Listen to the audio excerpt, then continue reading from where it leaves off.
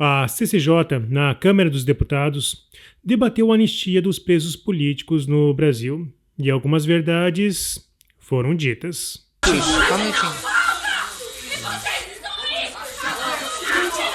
Deputada Carolina, presidente. Eu sou Marcelo Pontes e este é o Verdade Política, um canal que busca revelar o filme preto e branco da nossa política.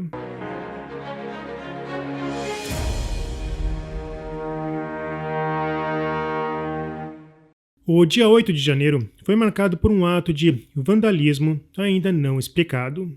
Ana Priscila Azevedo, apontada como uma das líderes do movimento cuja manifestação resultou em depredação, prestou depoimento à CPI em Brasília.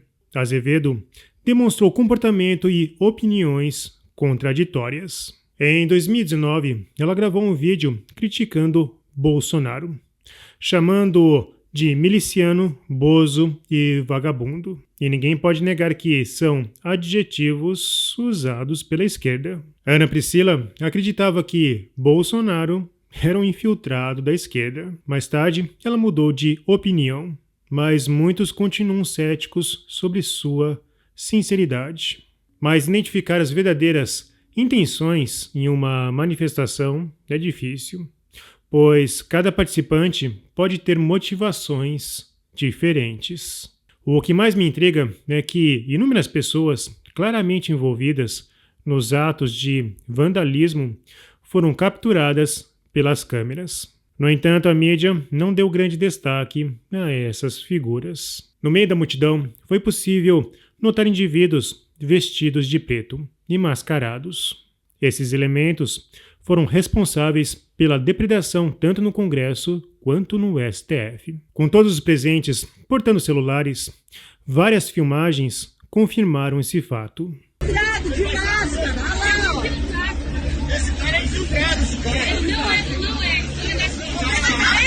Pega! Pega tudo!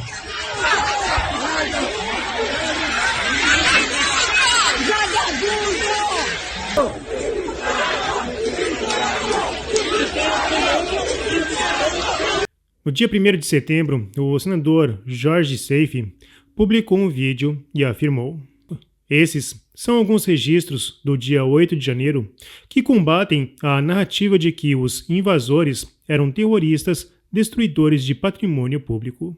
Lembrando que o MST fez e faz muito pior e ninguém foi preso.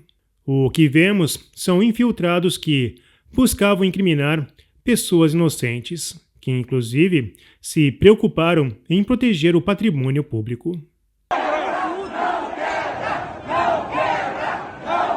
Patriota é tão ordeiro, e essa bagunça quem fez não fomos nós, foram as bombas de gás lacrimogêneo que a polícia jogou.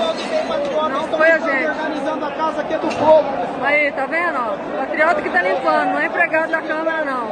Aí, pessoal, os bolsonaristas são assim, ó, estão protegendo o patrimônio da Câmara dos Deputados. Aqui, ó, são nós que estamos protegendo, para não deixar os infiltrados. Bolsonarista não quebra nada não, ele tá protegendo. Nesse exato momento eu vou falar um negócio, mesmo esse petista invadiu e tá tentando tacar fogo e a gente tá brigando contra eles, ó. Você está soltando bombinha, é?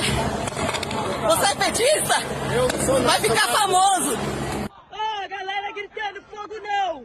Ó, safado, tá vendo? Filmagens deixaram claro que havia pessoas que foram a Brasília preparadas para depredar.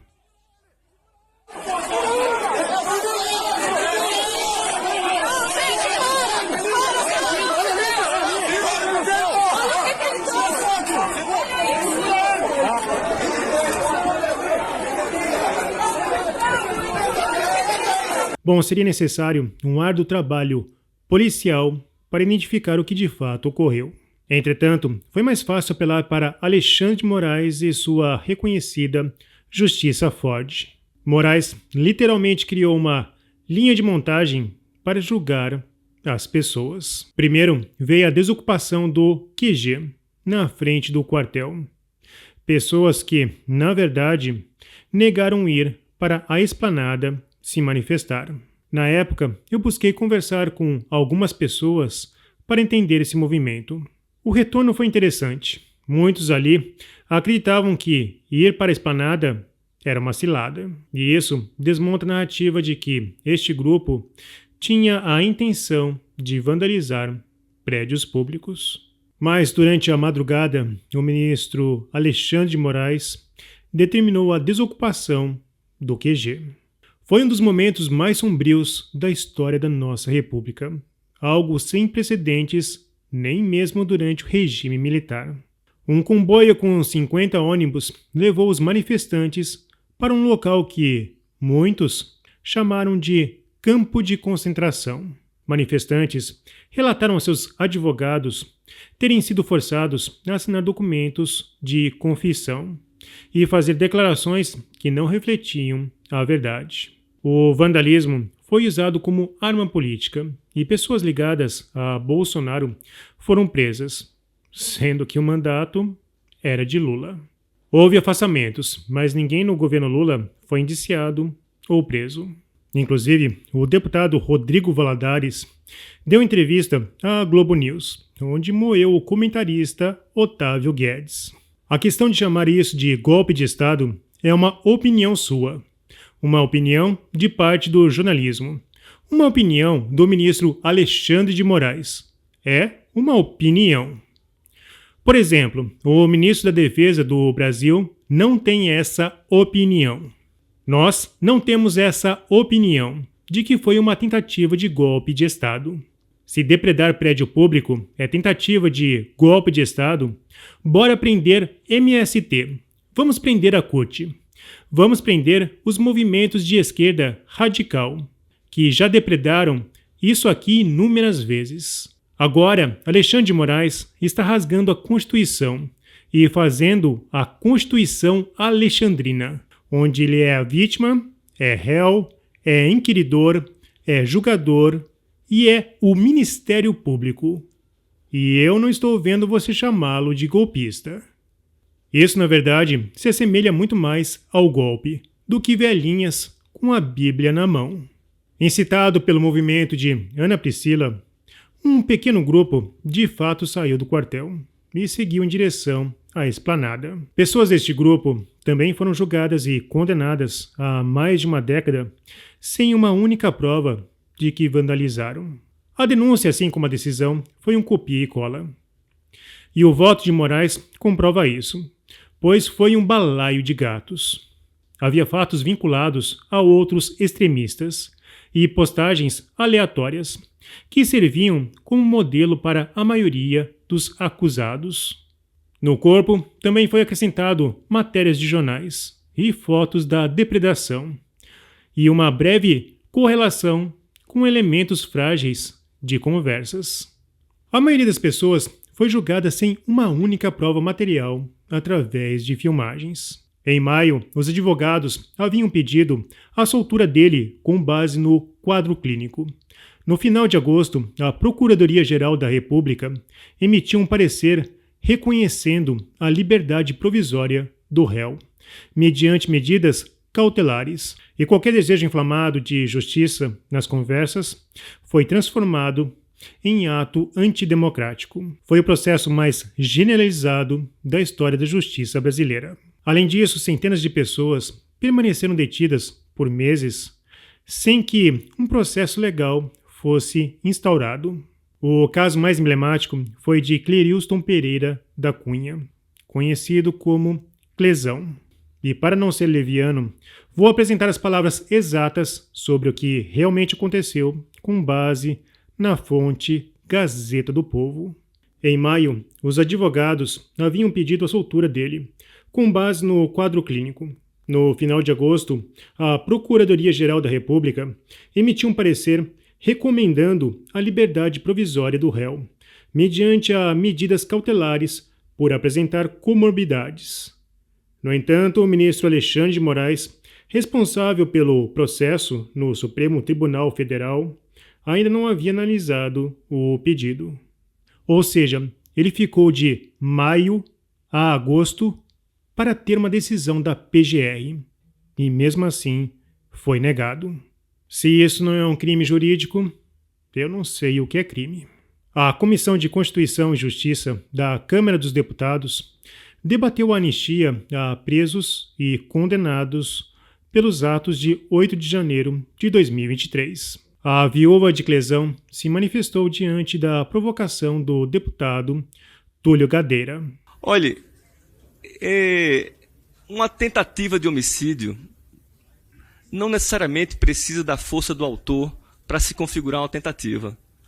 Se o assassino não tem força para apertar o gatilho, ele não deixa de ter tentado um crime contra outra pessoa.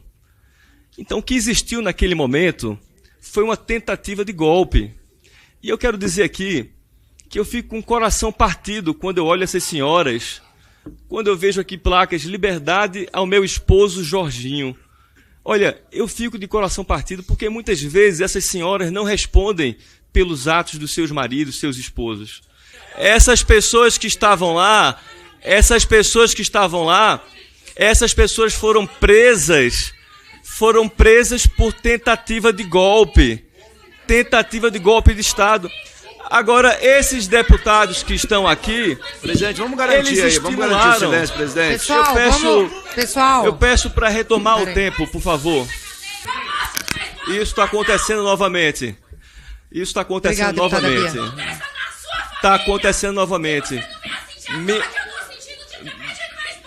A culpa é desses colegas que estimulam, minha querida. A culpa é deles. Pessoal, porque... um minutinho. Deputada Carolina, presidente, Vossa Excelência vai permitir que isso aconteça? Presidente. É o clamor de uma esposa que perdeu o essas esposo. Pessoas. Ela perdeu o esposo sobre o tempo está congelado. Só um minutinho.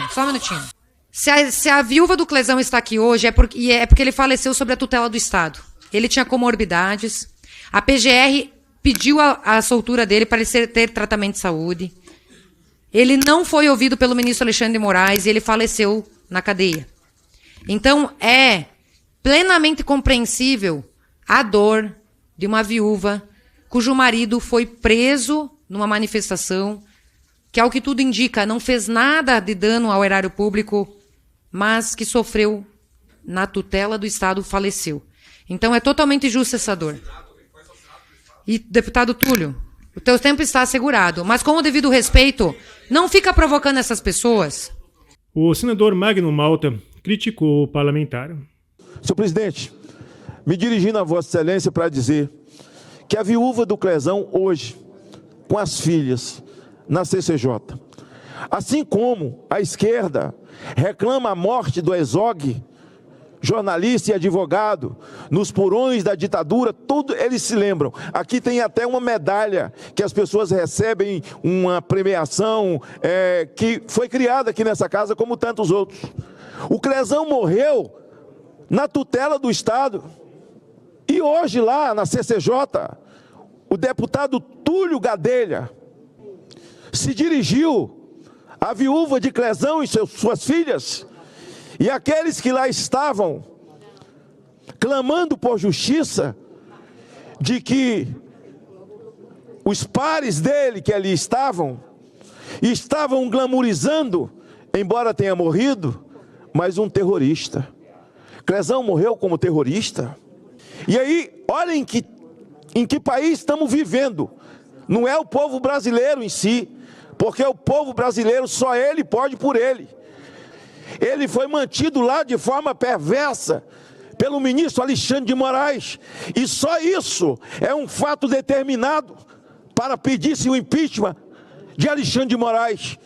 Impeachment esse que tem que vir da sociedade e da Câmara dos Deputados, para que as pessoas entendam que essa casa funciona como juiz. E alguém diz, mas a gente fala em Alexandre de Moraes, foram palavras também do senador Pacheco, quando nos recebeu de forma educada no seu gabinete, de que é preciso entender também que a Suprema Corte, ela forma a maioria. Ora, então todos são coniventes. O Suprema Corte manda, prende. Essa mulher pegou 14 anos de cadeia porque escreveu Perdeu o Mané. Quem foi que falou Perdeu o Mané? Barroso. Ah, agora eu sou criminoso, eu sou antidemocrático porque eu estou dizendo que foi Barroso. Foi Barroso. Quem é culpado da morte de Crezão Alexandre de Moraes. Vários parlamentares deram a sua posição diante destes absurdos. É lamentável. O que nós estamos vendo, na verdade, é nada muito diferente daquilo que o Hamas faz, que grupos terroristas fazem. Utilizarem-se de reféns para tentar obter benefício político. Isso que nós estamos vendo acontecer com os presos do 8 de janeiro e tantos outros que estão sendo agredidos nos seus mais básicos direitos humanos. Então, para concluir, senhor presidente, só queria lembrar que a esquerda, por mais abjeta que seja a sua manifestação contrária aos direitos humanos dessas pessoas, ela está fazendo a parte dela. A esquerda, essa esquerda marxista radical, ligada ao governo, os petistas, o pessoal do PSOL, essa turma não olha, como eu disse ontem na minha fala, a essas vítimas como seres humanos. Só veem adversários ou até mesmo inimigos políticos que precisam ser eliminados. Que se exploda. Eu vou votar de acordo com a minha consciência. Porque eu estou de saco cheio de ver um presidente do Senado frouxo, covarde e cúmplice. Eu estou de saco cheio de ver um presidente da Câmara frouxo, covarde, cúmplice de um ditador. Que depois de todo esse trâmite, um ministro do Supremo, um sozinho, presidente, não precisa dois, um sozinho, sentado no seu gabinete, pegue aquela lei e numa canetada só, desfaça o trabalho de 513 deputados, de 81 senadores, do presidente da República, do Congresso Nacional como um todo, e anule aquela lei. Será que alguém pode conceber que uma coisa dessa é razoável, meu Deus? Será que isso não é a expressão mais alta e gritante do desequilíbrio constitucional? E repassei todo aqui o vídeo aqui do que o deputado anterior estava falando para as pessoas aqui, dizendo que o coração dele sente partido de ver essas pessoas aqui, e logo após diz que essas pessoas são criminosas e golpistas. Ou seja, isso é um cinismo tão grande com uma pessoa que perdeu, uma pessoa que está aqui esperando ser votada e por culpa deles, a obstrução deles, não está sendo colocado aqui. Eles amam dizer que a fome tem pressa, né? A justiça também tem pressa. Mas nesses casos, como eles não conseguem enxergar seres humanos, porque eles desumanizam os seus opositores, isso é feito durante muito tempo. Porque nós não somos seres humanos, Manhattan. Nós somos bolsonaristas, nós somos opositores, nós somos fascistas, nós somos genocidas, extremas direita. Isso é o que eles fazem conosco. Por isso que ele é uma mentira e por isso que ela sentiu. Porque os deputados morrem de medo. Eles falam, não, a gente não pode mexer com o Supremo. Por que não? Eles são deuses. Nós estamos tratando aqui, não é de agressão a ministro do Supremo, mas de garantir direitos fundamentais de qualquer cidadão, de qualquer pessoa. E aí temos uma série de situações. Há indícios até de situações não republicanas, esdrúxulas, espúrias, que nós precisaríamos fazer aí sim a CPI do Judiciário, a CPI da Lava Toga, para aí nós esmiuçarmos e vermos por que tantas decisões monocráticas no Brasil. O objetivo é justamente a manutenção do Estado de Direito, do Estado Democrático de Direito, que muitos falam, mas na verdade poucos praticam, porque assistem de camarote essas violações e nada fazem. São inertes. Então nos deparamos aqui agora com um poder ditatorial, monocrático, e temos que, tardiamente, fazer aqui a reiteração da Constituição. É isso que se trata esse projeto. Mas é incrível que nós vemos partidários da ditadura, que se avogam da palavra democracia, distorcem o sentido, e, para eles, democracia é ditadura, e ditadura é democracia. Fica bem claro o porquê dos partidos de esquerda, que perderam a aderência popular, não têm capacidade de governabilidade parlamentar. Se não tiver uma ditadura no judiciário, eles não governam. Simples assim. A análise do projeto foi adiada, mas temos um parecer da esquerda, sem anistia.